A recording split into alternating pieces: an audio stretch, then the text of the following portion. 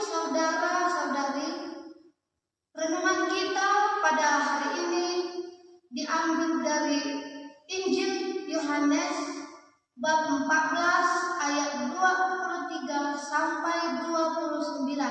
Roh Kudus akan mengingatkan kamu akan semua yang telah kukatakan kepadamu.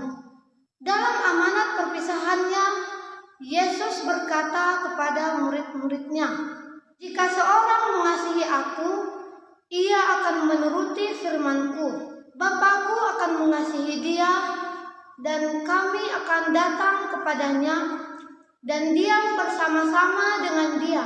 Barang siapa tidak mengasihi aku, ia tidak menuruti firman-Ku, dan firman yang kamu dengar itu bukanlah daripadaku, melainkan dari Bapa yang mengutus aku. Semuanya itu kukatakan kepadamu selagi aku berada bersama-sama dengan kamu.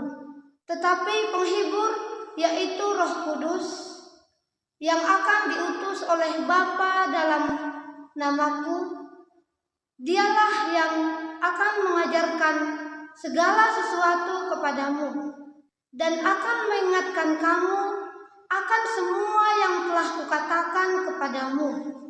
Damai sejahtera kutinggalkan bagimu, damai sejahtera ku berikan kepadamu. Dan apa yang kuberikan tidak seperti yang diberikan oleh dunia kepadamu. Janganlah gelisah dan gentar hatimu. Kamu telah mendengar bahwa aku telah berkata kepadamu, aku pergi, tetapi aku datang kembali kepadamu. Kamu mengasihi aku, kamu tentu akan bersukacita karena aku pergi kepada Bapa-Ku, sebab Bapa lebih besar daripadaku. Sekarang juga aku mengatakannya kepadamu, sebelum hal itu terjadi, supaya apabila hal itu terjadi, kamu percaya." Demikianlah Injil Tuhan. Terpujilah Kristus. Hidup dalam tuntunan Roh Kudus. Bapak, Ibu, saudara-saudari yang terkasih, ketika ada persoalan-persoalan berat muncul dalam hidup kita, kira-kira apa yang kita lakukan? Apa langkah-langkah yang akan kita tempuh untuk menyelesaikannya? Pilihannya ada macam-macam. Berdiskusi dengan teman, berkonsultasi dengan orang-orang yang kita percayai, membaca berbagai literatur, atau mungkin mencari di internet dan lain sebagainya. Tetapi ketika kita mengalami persoalan, apakah Tuhan mendapat tempat dalam hati dan pikiran kita ketika kita hendak menyelesaikan persoalan-persoalan hidup kita? Sabda Tuhan hari ini berbicara tentang Roh Kudus dan karyanya. Tuhan Yesus sudah bangkit dan sudah hidup, tetapi hidup dalam Roh, yaitu Roh Kudus. Roh Kuduslah yang akan menuntun hidup kita, sebagaimana tadi sudah kita dengar dalam Injil yang telah dibacakan oleh saudara Ida Sinaga dengan baik dan jelas. Dikatakan bahwa Roh Kudus akan mengajarkan segala sesuatu kepadamu dan mengingatkan kamu akan segala sesuatu yang telah kukatakan kepadamu. Mengapa kita sebagai manusia butuh tuntunan Roh Kudus? Pertama, firman Tuhan berbicara tentang Allah yang adalah misteri yang tidak pernah dapat diselami secara tuntas oleh akal kita manusia. Mari kita bandingkan dengan dialog Yesus dan Petrus pada malam perjamuan terakhir. Apa yang kuperbuat sekarang ini belum kamu mengerti maknanya. Kelak kamu akan pahami. Dan untuk sampai kepada pemahaman yang benar, kita butuh tuntunan Roh Kudus. Yang kedua, sabda Tuhan butuh ditafsir secara tepat dalam konteks persoalan konkret yang dihadapi.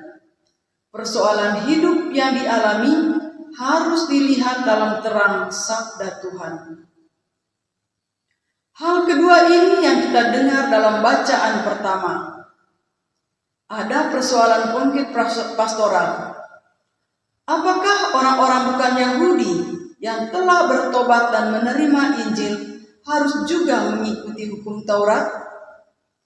Para pemimpin dan umat duduk bersama untuk menyelesaikan persoalan ini dalam terang Roh Kudus.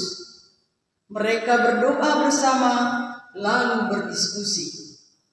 Pertanyaan pokok dalam diskusi adalah bagaimana kehendak Tuhan dalam persoalan seperti ini. Mereka akhirnya menemukan jawabannya. Adalah keputusan Roh Kudus dan keputusan kami supaya kepadamu jangan ditangguhkan lebih banyak beban daripada yang diperlukan. Untuk orang bukan Yahudi, iman akan Yesus sudah cukup. Mereka tidak perlu mengikuti hukum Taurat. Saudara-saudara terkasih, Roh Kudus akan membantu kita menemukan kehendak Allah dalam persoalan konkret hidup kita. Roh Kudus itu sendiri akan terus bekerja sampai akhir zaman. Dialah pelaku utama karya keselamatan. Kita juga pelaku karya keselamatan, tetapi cuma sebagai pelaku instrumentalis atau alat di tangan Allah. Tokoh-tokoh dalam kitab suci dan orang-orang kudus sungguh mengalami kuat kuasa Roh Kudus yang menuntun kita karena mereka sungguh menghayati tanggung jawab mereka cuma sebagai alat atau pelaku instrumentalis. Paulus dalam Galatia bab 2 ayat 20 berkata, "Bukan lagi aku yang hidup, tetapi Kristuslah yang hidup di dalam aku." Dia sungguh mengalami kuat kuasa Kristus yang berkarya dalam dirinya. Dia bahkan melihat kelemahannya sebagai keuntungan, karena hal itulah yang mendorongnya untuk senantiasa mengandalkan Tuhan. Cukuplah kasih kurniaku bagimu, sebab justru dalam kelemahanlah kuasaku menjadi sempurna. Sebab itu terlebih suka aku bermegah atas kelemahanku, supaya kuasa Kristus turun menaungi aku. Mother Teresa dari Kalkuta juga mengalami kuasa Tuhan yang bekerja di dalam dirinya. Dia pernah berkata, "Saya hanya pensil kecil di tangan Allah. Lukisan atau tulisan apa yang bisa dihasilkan tidak tergantung pada pensilnya, tetapi bergantung pada tangan yang menggunakannya." Dia mengakui bahwa karya besar yang sedang dijalaninya merupakan karya Tuhan. Dia hanyalah alat yang dipakai Tuhan.